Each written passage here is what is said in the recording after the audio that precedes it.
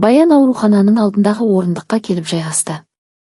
Жүрегі қатты соғып, ішіндегі ауыр сезімнен, кінәдан арылу мүмкін болмай, өзі жасаған қателікті мойындауға мәжбүр болды. Оның ойында бір ғана сұрақ тұрды. Мүмкін, баланы осында қалдырып, мемлекет оны өз қамқорлығына. Бірақ амал не, басқа таңдау қалмады.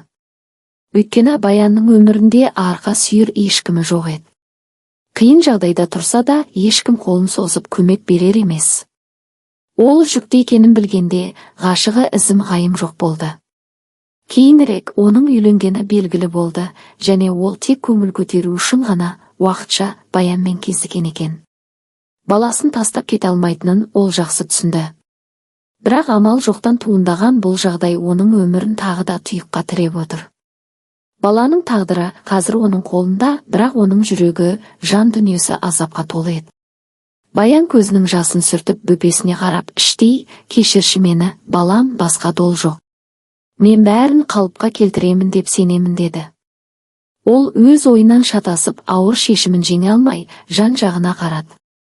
Осы кезде күбірлескен дауыс оның ойын бұзды. Екі медбике темекі шегуге шыққан екен. Диана, сен бүгін Сәуле Ақжол қызының күйеуі оны алып кеткенін көрдің бе? Деп сұрады бірі. Әрине, көрдім. Өкінішті. Білікті дәрігер ғой. Бұл жағдай бәріміздің басымыздан өтуі мүмкін. Ол баласын жоғалтып алды, енді басқа бала туу мүмкіндігі жоқ. Ал өзі күн сайын босанған әйелдерді қабылдайды дегенмен өзі қаншама уақыт бала сүюді армандады. Өзім білмеймін, бұл қандай күйде екенін. Бірақ оның адамгершілігі шексіз, жақсы адам ғой. Шынында да ол өте мейірімді адам. Иә, солай. Олар бұл баланы асыға күтті, бірақ қазір олардың үміті күлге айналды. 40-тан асқан соң адам үшін бала сүю қиынға соғады, ал олар қандай керемет үй салған еді.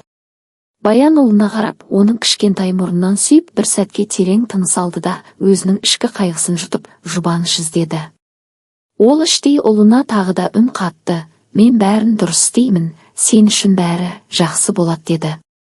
Ол шешімін қабылдады да, мешітке қарай жол тартты. Мешітте ол бір сағаттай үнсіз отырып, көзіне жас алып, басындағы ауыртпалықты жеңуге тырысты. Ұлының мазасыздануы оған бұл тыныштықты бұзуға мәжбүр етті. Ол әлі де не істерін білмей, өзін-өзі жұбатуға тырысып, мешіттің ішін аралап шықты. Ақырында сыртқа шығып, майда қадам жасап бейқам жүрді. Бірақ ол көп уақыт жүре алмады, себебі оның уайымы еңсесін езіп тастап еді. Саябақтағы әсемдік пен адамдардың көңілді ахуалы мен балалардың күлкісі де оның уайымын жеңілдете алмады. Одан сайын терең ойға батып кетті. Баласымен бірге серуендеу немесе оған доп ойнауды үйрету, мұның бәрі оның арманы ғана, бірақ өмірінің ақиқатындай қатал шындығы еді. Біраз жаяу жүрген ол кешке қарай қызыл шатырлы жаңа үйдің алдында тұрды. Сығалап қанша қараса да, терезелерінен жарығы төгілген үйден ешкімді байқамады. Баян құндақтаулы сәбиіне қарап, оған жан жүрегімен сүйсініп, көзінен жасы ытқып шығып кетті. Ол ауыр күрсініп алды да, үйге қарай қадам басты.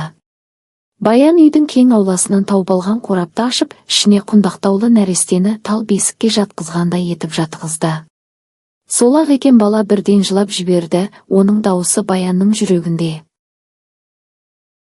жаңғырып, уайым мен қайғының түбіне одан сайын шөгіп кетті. Амалым жоқ. Қайтемін енді?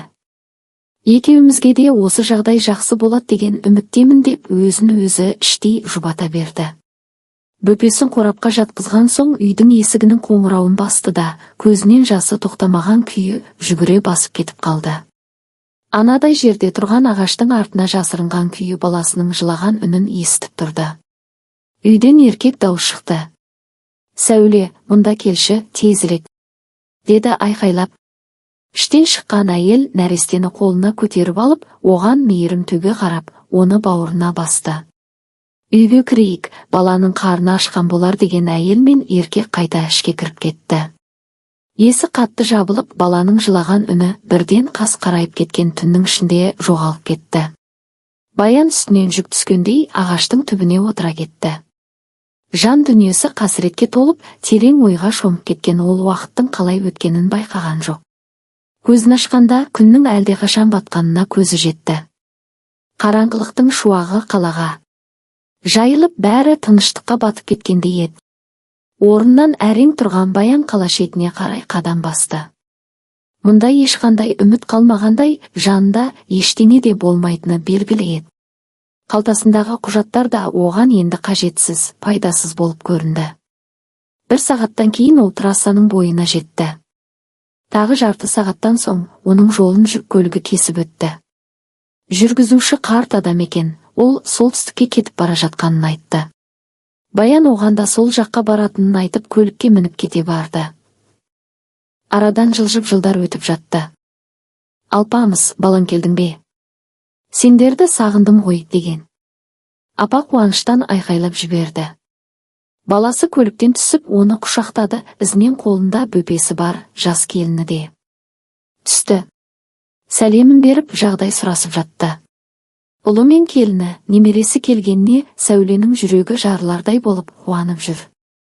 Келіні оған немересін беріп, әзілдеп, немереңізді сізге тапсырдық. Ал біз Алпамыс екеуміз сәл тынығып демаламыз, деді, жымиып. Сәуле апа күлді де, мейірімен жауап берді. Иә, сөйте қойыңдар. Сендерге демалыс, алмаған айына бір рет немеремді көру бақыты бұйырып тұр, деді. Алпамыс та күлімсірей қарап. Ана, біз міндетті түрде демаламыз. Мен балық аулау үшін қармақтар әкелдім, Нұргүлді балық аулауға үйретемін. Ал біздің өзеніміз қалай? Құрап қалған жоқ па? Деді. Балық аулау, деп Нұргүл мырс етіп күлді. Сол өзенде балық әлдеқашан жоғалып кеткен. Ал сен су жағасында қаңғып жүргенше менімен бірге қысқа дайындық жұмыстарына көмек көрсетсеңші. Компоттар мен салаттар жасап, банка жауып тастайық, деді. Сөйтеді ғой бұл енді. Жақсы, мен онда қоршауды жөндеймін, деді. Ұлы мен келіні өзара не істейтіндерін бөлісіп тұрғанда, Сәуле апа немересін қайта-қайта құшырлана иіскеп, жаңа пісірген бауырсағын дастарханға қоя бастады. Алпамыс келіншегі мен баласын алып анасының үйіне бір айға демалуға келген еді. Әкесі қайтыс болғаннан кейін анасы қатты қартайып кетіп еді. Ол басқа қалада біраз уақыттан бері тұрақтап, анасы жалғастырған кәсіпті өркендетіп, атақты дәрігерге айналған. Оның басшылығымен ең күрделі операциялар мен босану процестері сәтті өтеді. Ол дәл осы жерде бастаған, кейін жаңа перинаталды орталықта жұмыс істеуге ұсыныс алған болатын.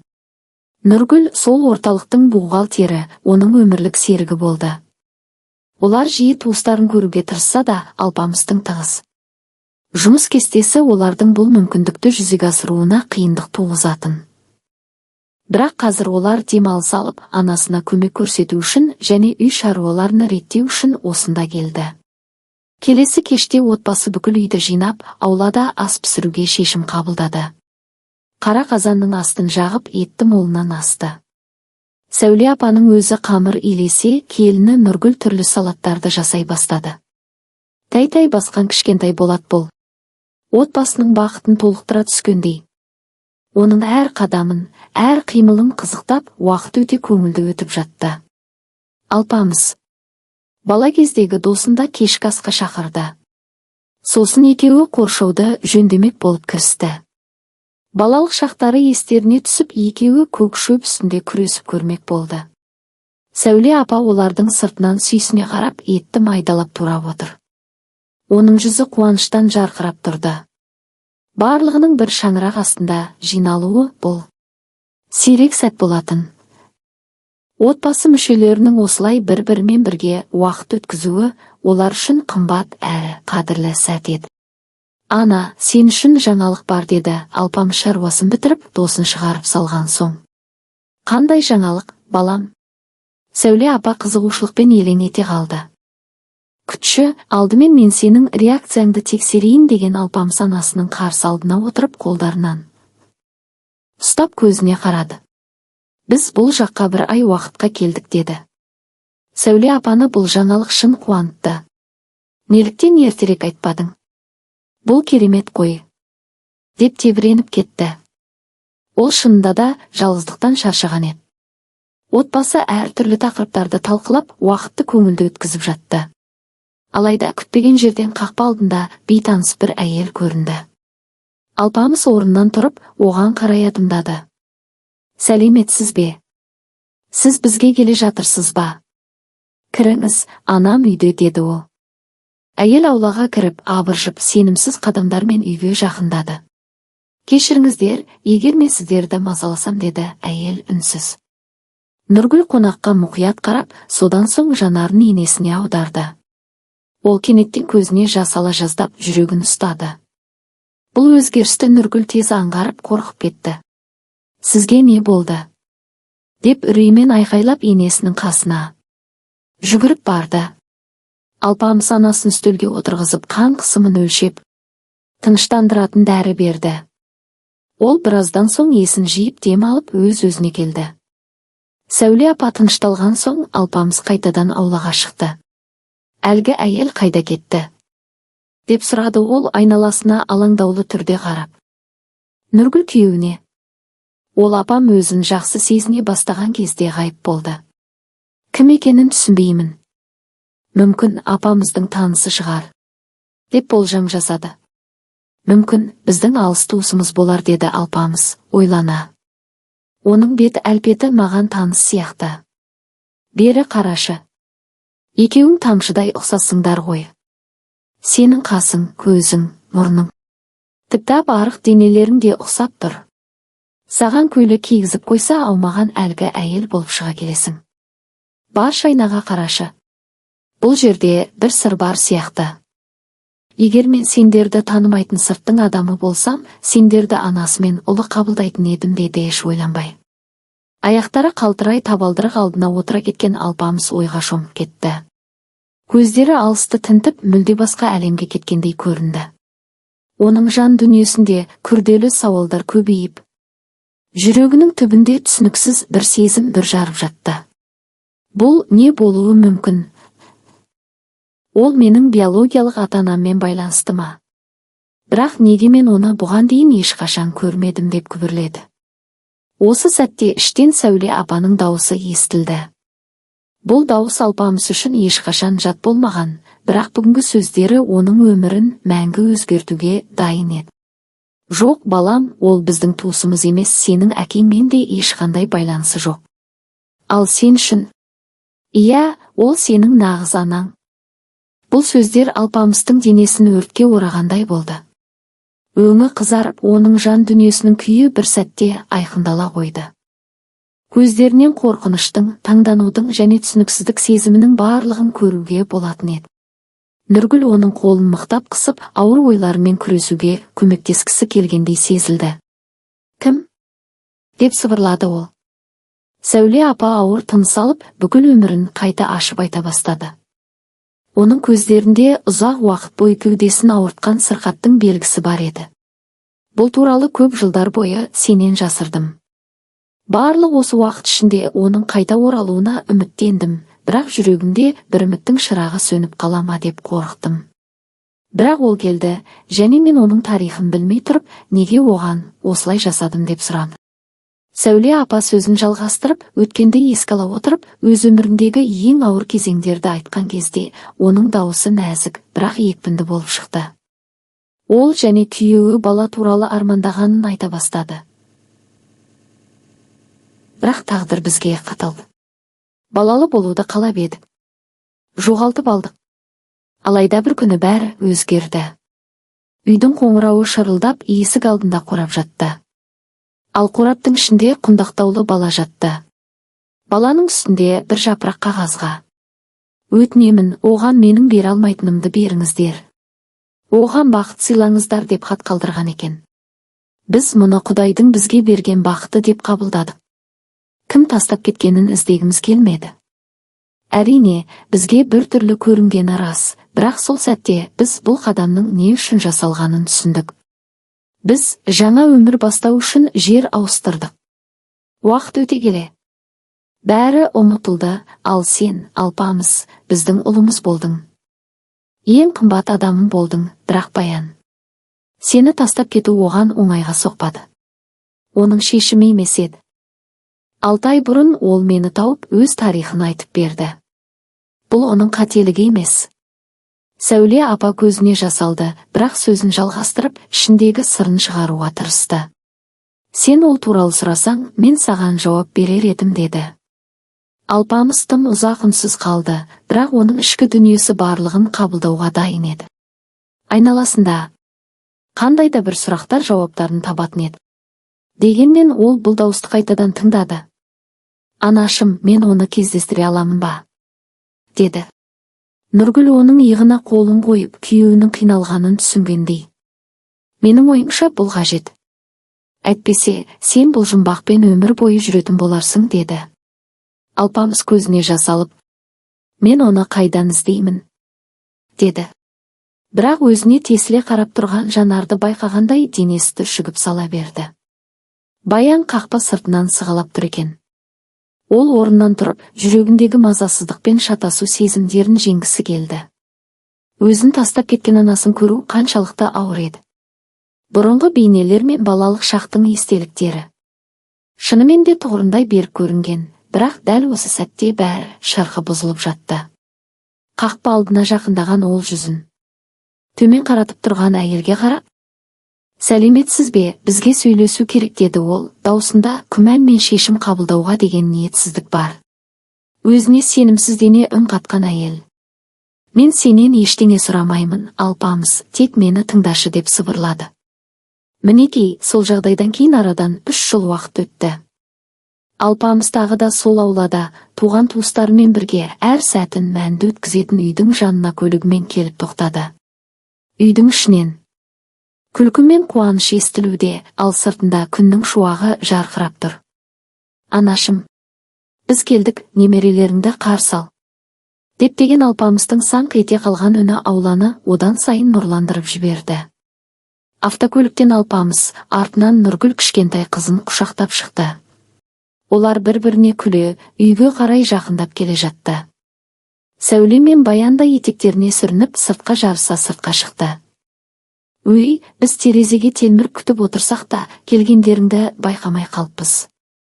Баян екеуміз әңгіменің қызығына беріліп кетіппіз, деп Сәуле күліп алды. Баян жақын маңнан үй сатып алып, енді олардың қарым-қатынасы жаңа деңгейге көтерілді. Алғашқы сақтық пен күмән біртіндеп орнынан кетіп, араларында шынайы достық пен сенім орын алған. Енді олар бірге немерелеріне қуанып, өткен күндер туралы естеліктерін бөлісіп отыратын болды. Кешке қарай көршілер атанған Сәуле апа мен Баян екеуі бір-біріне қонаққа барып, бір-біріне қамқор болып өмір сүруде. Сәуле апа Алпамыстың балалық шағы туралы айтса, Баян өз өмірінің қиындықтары мен күресін еске алып шерін тарқатады. Олардың отбасында ауызбіршілік орнаған. Қос ананың өмірі жылу мен қамқорлықтың бұтақтарынан өрілген алау сияқты еді. Ал Алпамыс өз өмірі туралы әзіл-шыны аралас. Кім ойлаған? Мен дүниеге қиын жағдайлардың кесірінен керексіз тастанды бола жаздадым. Бұл күнде 2 анам бар. Мен әйелдерге ана болудың жолында қол ұшын беріп, баланы өмірге әкелуге көмек көрсететін дәрігермін. Өзім 2 анамен өмір сүріп, балаларымда 3 әже бар екен. Өмір шын мәнінде тосын сыйларға толы, деп күліп, барлық қиындықтар мен кедергілердің артта қалғанын сездіретін. Алпамыстың жүрегінде әрқашан махаббат, шынайылық және адамдарға көмек көрсету ниеті жатты. Енді ол бұл құндылықтарды тек жұмысында емес, өзінің жеке өмірінде де жүзеге асырып отырды. Әрқашан жақындарының арасындағы ауызбіршіліктің маңыздылығын сезінетін. Ол үшін бақытты, толыққанды отбасы өмірдің мәні. Ешқандай байлықта, мансапта жете алмайды отбасы бақытына. Перзенттерінің көзінде бақытты балалық шақтың сәулесі ойнайды, себебі олар 3 әжесінің мейіріміне бөленіп жатты. Ал өзінің 2 анасы бар. Құрметті тыңдарман, каналға тіркеліп лайк басып қолдап отырыңыздар. Рахмет.